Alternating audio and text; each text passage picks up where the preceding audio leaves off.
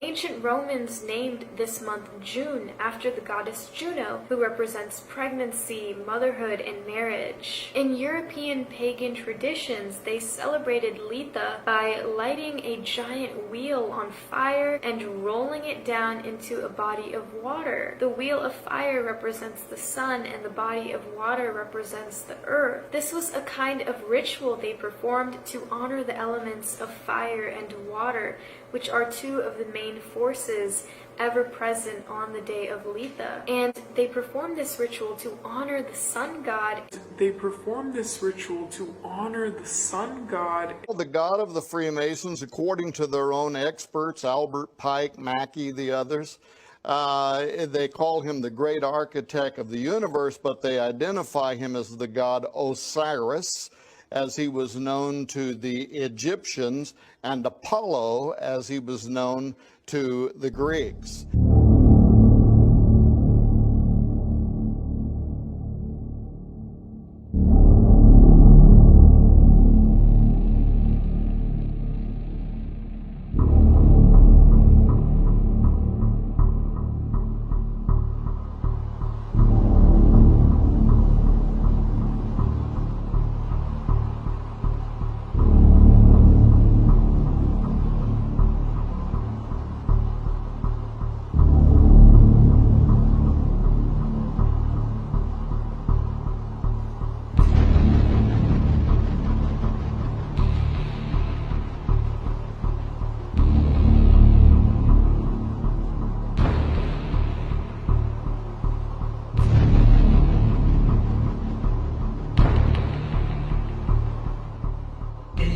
Of this tradition was uninterrupted.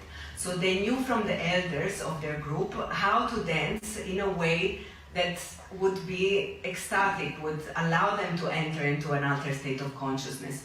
We know that they would throw the head back a lot because there is many images of them with the head back, and we know that they would do specific movements, and we also know that probably they chanted repetitive words in a way almost like mantras. So they would use a series of techniques coming down from a very ancient tradition that would allow them with the body to go into an altered state of consciousness. Then another technique that they would use to enter into an altered state would be the use of psychotropic plants. These techniques would help them to enter into an altered state of consciousness, which they would call mania or divine madness. So this divine madness, they would describe as being possessed by the God himself, theos inside. So to be filled with God is the same word like entheogens, this enthusiasmus. It's about feeling God inside. He refers to him not only as theos, which usually would actually be the anthropomorphic form of the God, but he calls him daimon, the root, the same word that we use now, demon. So daimon for Euripides is a kind of supernatural force, is a divine force that manifests as a supernatural force in the form of an altered state of consciousness that takes possession of the people in the ritual.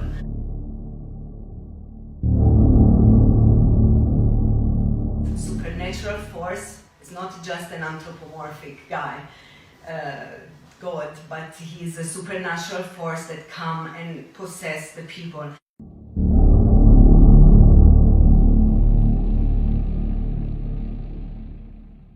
I decided to look around for something else to worship, something I could really count on, and immediately I thought of the sun. Happened like that. So every day I can see the sun as it gives me everything I need: heat, light, food, flowers in the park, reflections on the lake, an occasional skin cancer, but hey.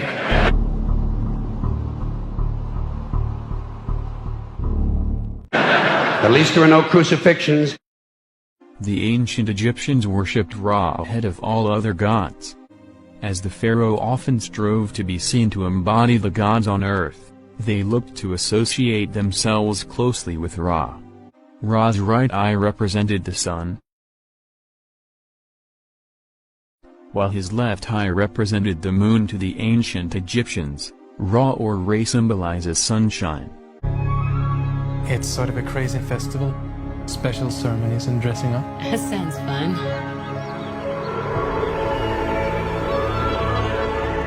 Unbelievable. Welcome and happy midsummer. Skål!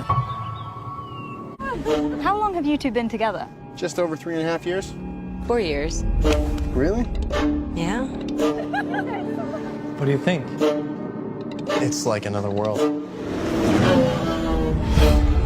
Tomorrow's a big day.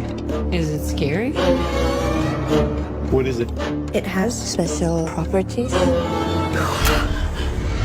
What am I going through? We just need to acclimate. I don't want to acclimate, I want to go. Absolutely not. What's happening? I don't know why you invited us. That's why you look so guilty right now, because you know. We only do this every 90 years.